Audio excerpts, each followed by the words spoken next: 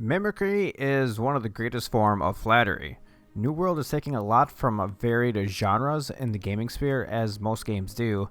They take ideas, iterate, and evolve, from the majority of the games being open world with some sort of RPG mechanics to the sprint and first-person shooters. Today we are looking at New World's inspirations and mechanics being brought forth and analyze if this marriage is going to end in a newborn or with a divorce. So before we begin, make sure to hit that like, subscribe, and hit that bell icon to be notified on future New World content. Don't forget to join the Discord, link down below, and join our company. So let's begin. The inspiration for this video came to me with the release of the new Outpost Rush 101 video released on the New World YouTube channel, where the developers gave an in-depth look at the Outpost Rush game mode. Instantly got mobile vibes from the format with the lanes and the side objectives. There's a good amount of mechanics driven from elsewhere, so let's start here.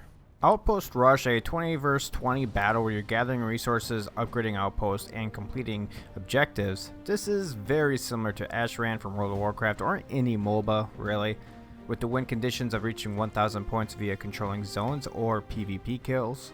Looking at the recently released video, we can gather that there will be 3 outpost locations with the objective of controlling all 3 for maximum point gain. These will be most likely referred to as lanes, such as in MOBA, or control points, just like in first-person shooters, for instance like Valorant. With the ability of creating spawn locations with more outposts obtained, such as in Battlefield, where more control points gained open reinforcement spawns to help maintain those locations. Similar tactics will be held where mass teamwork and communication will drive success rate much higher. Given a nice tactical conversation for companies to discuss beforehand, I look forward to seeing the tactics being implemented at high level play and see the potential for esports if done properly, that is. One such tactic, such as body blocking, might come in the meta of this game mode. For people who don't know what body blocking is, well, body blocking is where you form a wall of players to impede opposing players from the ability of rushing in after the gate is broken down, or as if you're killing one of the objective points.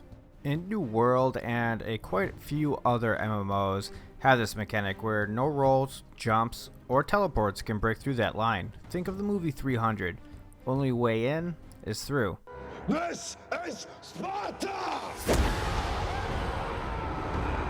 With the recent changes in combat removing stagger and stamina recharge after break was blocked, in my opinion it was to balance the body blocking potential, even though I'm not keen of the change of the removal of stagger, making combat feel like less weighted, more non-existent, with the stagger originally giving more of a Dark Souls feel and really setting the New World apart from other MMOs.